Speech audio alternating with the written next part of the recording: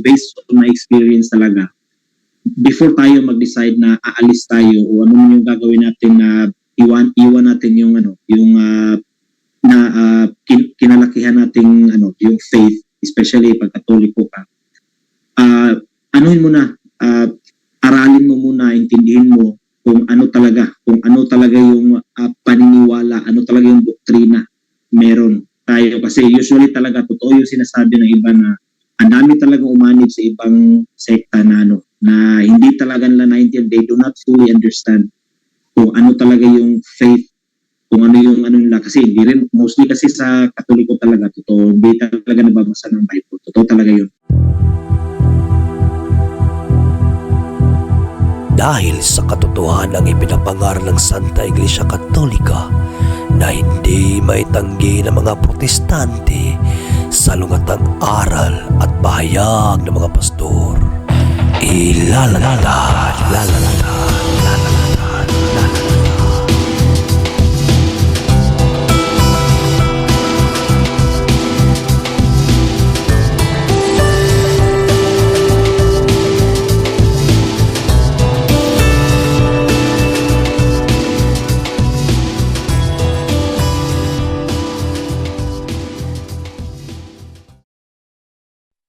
Bag sauce in hand.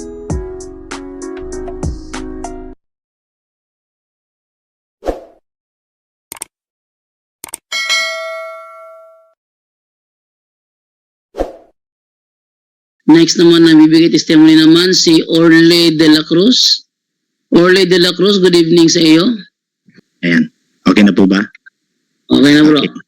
So, good evening po sa lahat. Praise God. At sa lahat ng bumubuo ng punto por punto. Okay.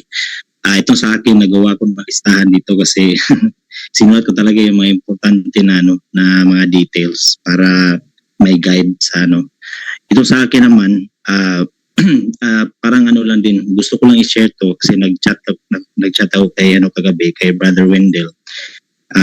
May tinanong kasi ako sa kanya about doon sa sa bakit galit yung church doon sa mga Mason, kasi yung brother ko kasi is one of them, parang ganun. Tapos tinanong ko si Brother Wendell, tapos meron siya pinakita sa akin na yung book na nandun yung nakasulat kung bakit ganun talaga yung church sa parang condemn sila.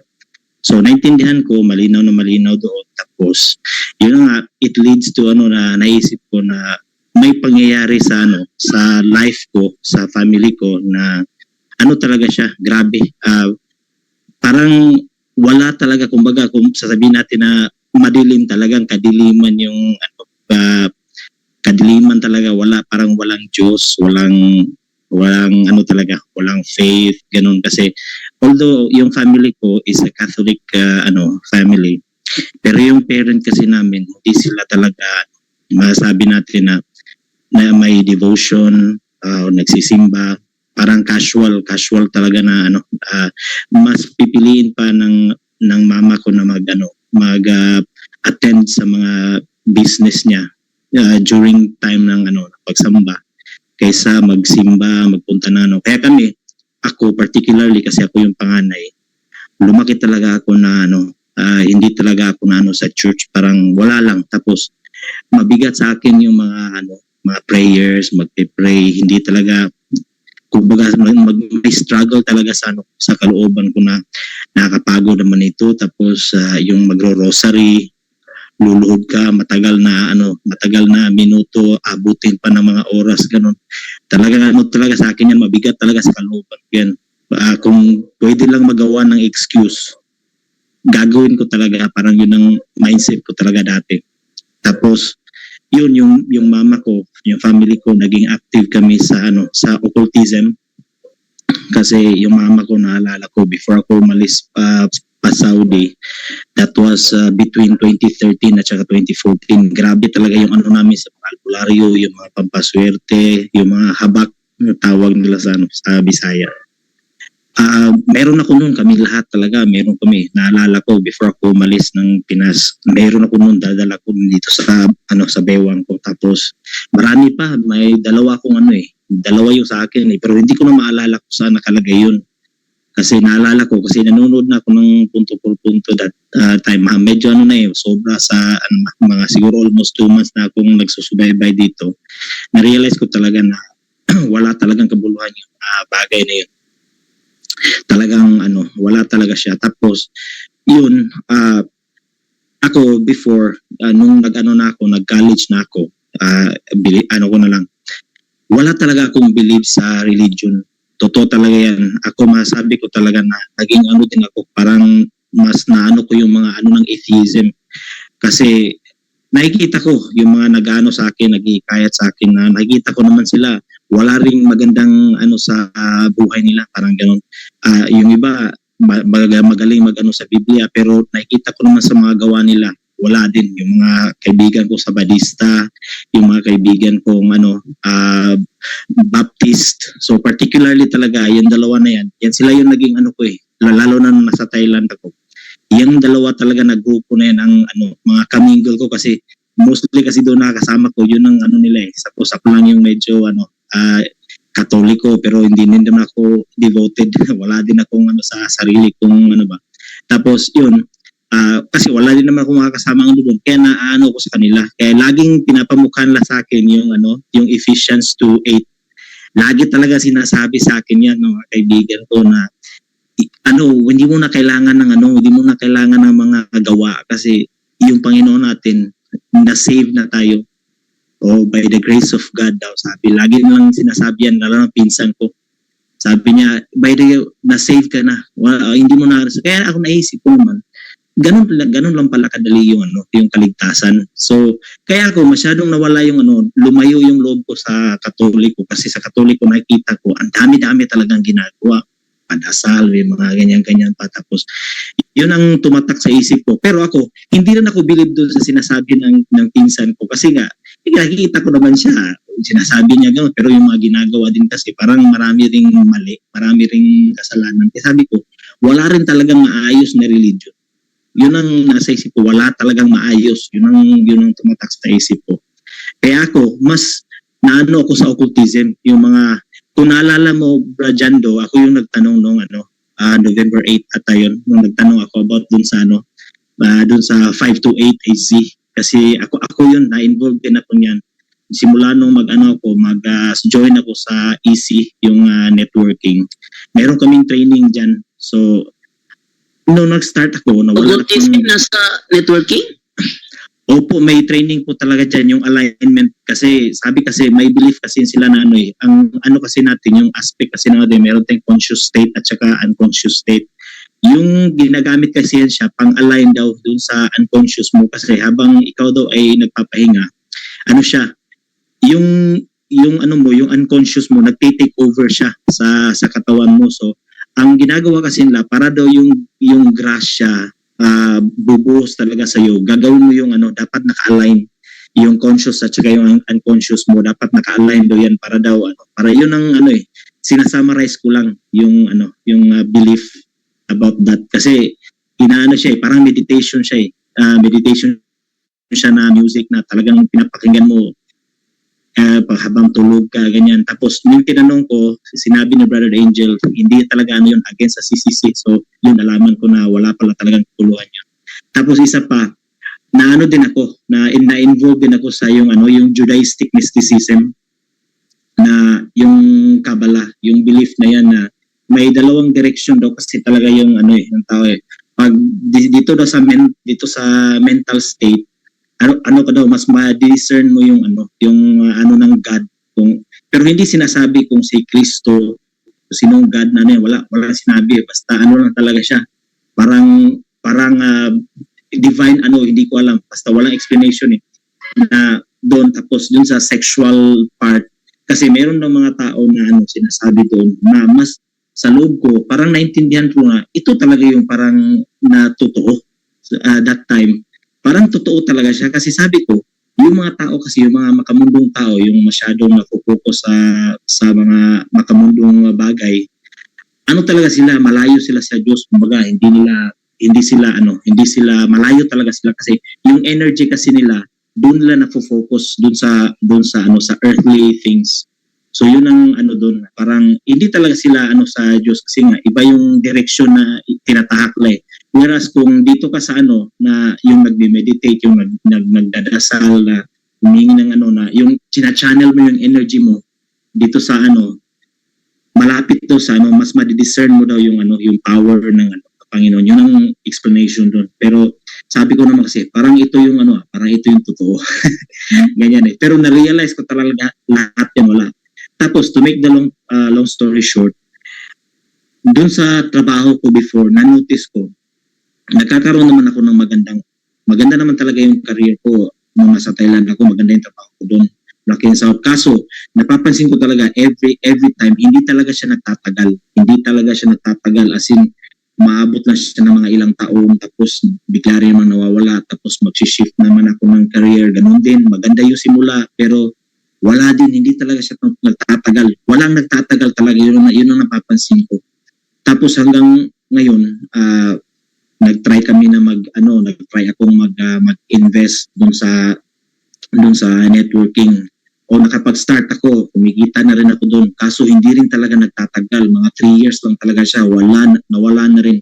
Simula nag-stay ako sa Manila kasi yung sinabi ko doon sa training namin sa Jailing Project, marami na akong customer doon sa may Rosario, Pasig, doon sa Green Hills, San Juan, gano'n kasi nag-BBMS kasi kami doon, umiikot-ikot kami doon.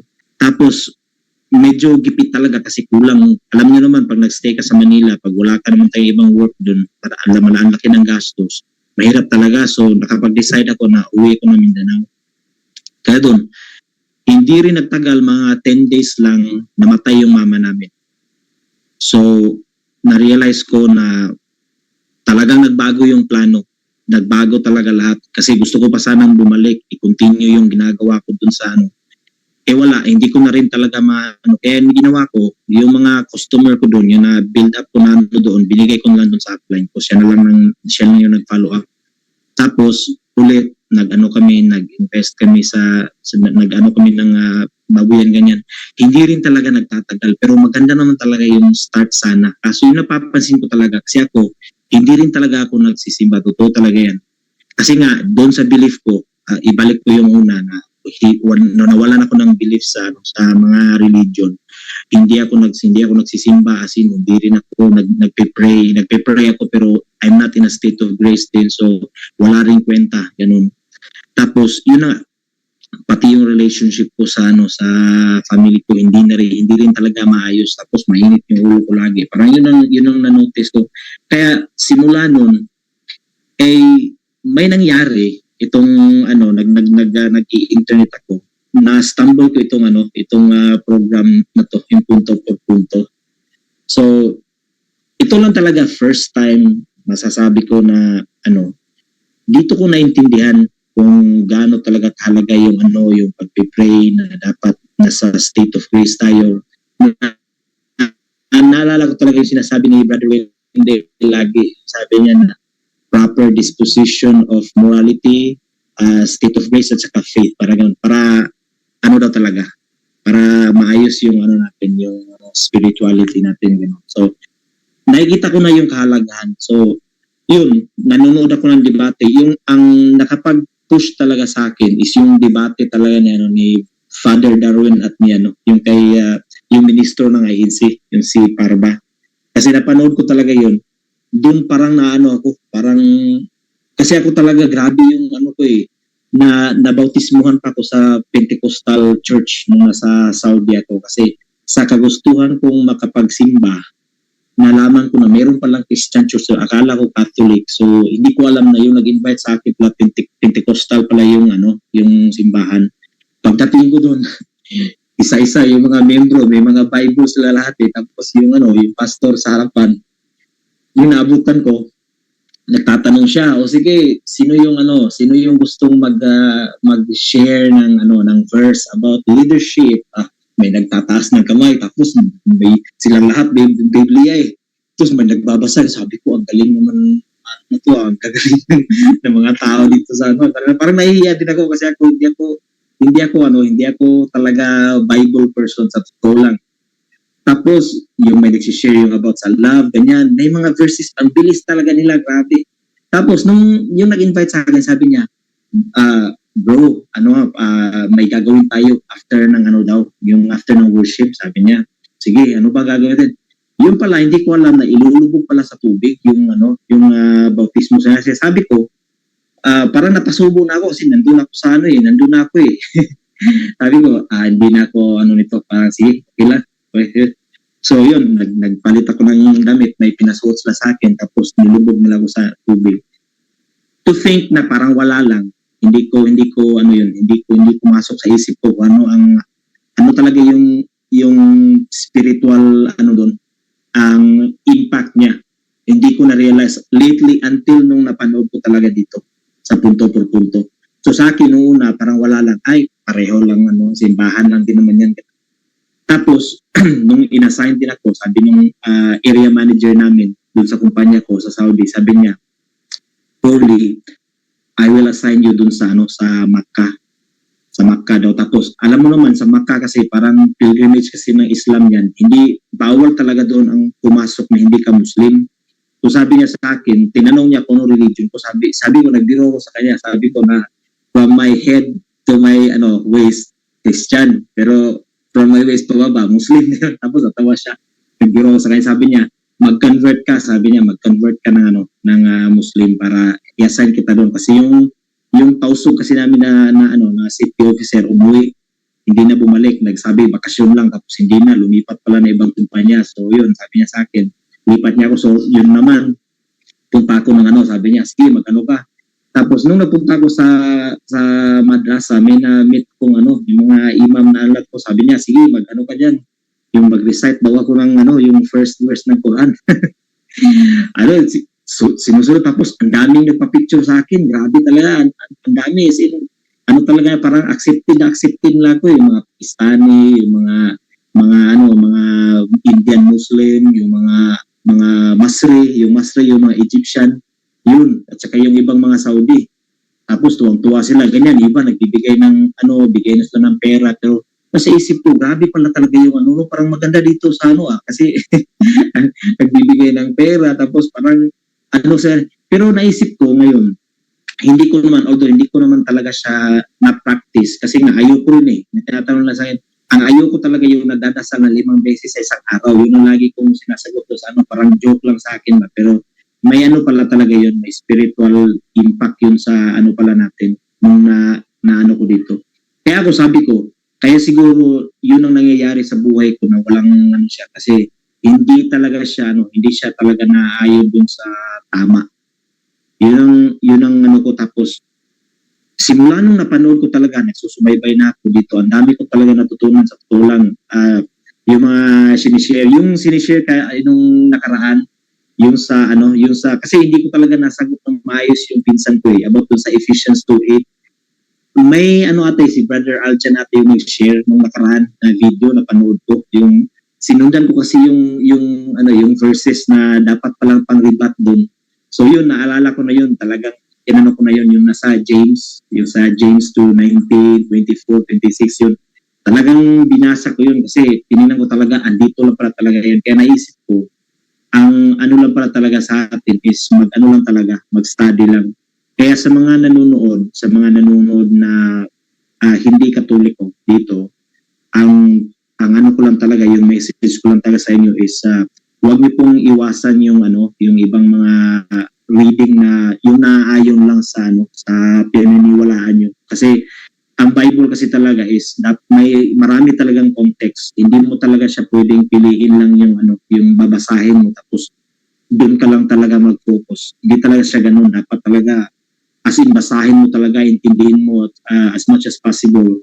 Yung laging sinasabi ni Brad Jando dito doon sa niya, yung sa mga nakikipagdebate sa kanya na sino daw yung Bible scholar o na nag-approve ng interpretation. So talagang sabi ko, talaga yung may sandalan, kumbaga yung may reference talaga. So yun lang. Tapos sa mga Katoliko naman na medyo gusto nyong pumunta sa ibang grupo, ay ang masasabi ko lang din talaga kasi based on my experience talaga, before tayo mag-decide na aalis tayo o ano yung gagawin natin na iwan natin yung kinalakihan nating yung faith, especially pag Katoliko ka. Anuhin mo na, aralin mo muna, intindihin mo kung ano talaga yung paniniwala, ano talaga yung doktrina meron tayo. Kasi usually talaga totoo yung sinasabi ng iba na ang dami talagang umanib sa ibang sekta na na hindi talaga nila naintindihan, they do not fully understand kung ano talaga yung faith, kung ano yung nila. Kasi hindi rin, mostly kasi sa Katoliko talaga, totoo, hindi talaga nababasa ng Bible. Totoo talaga yun. Kasi mostly pinaniniwalaan yung occultism, yung mga yung magtabi-tabi po sa pag nasa pag nasa labas sila, pag umiihi, kasi takot sila na baka daw magkaano sila dun sa mga extraterrestrial na na mga being. Tapos ang dami-dami talagang mga paswerte na hindi talaga related dun sa teaching. So yun ang na-realize ko lang talaga. So yun, kaya ako ngayon about sa prayer, tingnan ko rin yung prayer niya, yung kay Saint Father Pio na kung yung the best time na mag-pray. So yun, pina-follow ko yun. Tapos napansin ko simula nung ako dito, subaybay, parang madali na sa akin yung ganyan, yung mag-meditate, mag-pray, madali na talaga. Yung especially talaga yung rosary, guys. Yung sinasabi ko, guys, yung rosary talaga, guys, grabe talaga ang bigat ng ko talaga dyan before. Especially lang pag may lamay talaga yung mag-pray, syempre, di ba, service na may padasal, ganun. Kahit doon, ayoko mag-join kasi parang sabi ko, ay, nakakapagod talagang maghintay, yun. Pero sa totoo lang ngayon, na-realize ko na dapat meron talaga tayong prayer, dapat meron talaga tayong faith, meron talaga tayong something na totoo na sinasandalan sa buhay natin para may direction. Kasi wala talaga, ang sa akin kasi, nangyari sa akin, wala talaga, as in before, wala talaga. Kumaga, Katoliko lang, casual na pero hindi talaga nagpa-practice. Wala talagang Kaya, yun lang din ang masasabi ko. Kasi sabi ko kay Brother Wendell kagabi, may share lang ako. Kasi ito yung nangyari sa akin. Alam ko, maraming nakaka-relate sa sitwasyon ko na ito. Pero sabi ko lang, before natin is talaga tayo, aralin talaga natin. Yung iba kasi ayaw nilang magbasa ng Bible. Kung ayaw nyo manood na lang kayo dito. Kasi dito, ang dami. Mas marami akong natutunan talaga sa kapapanood dito. Hindi ako masyadong pero dito lang, nanonood na ako sa punto. Ang dami ko talagang nakuhang mga importanteng doktrina, mga importanteng bagay para dun sa natin, para nasa state of grace tayo. Yun lang talaga. So, yun lang, Brad Jando. Salamat.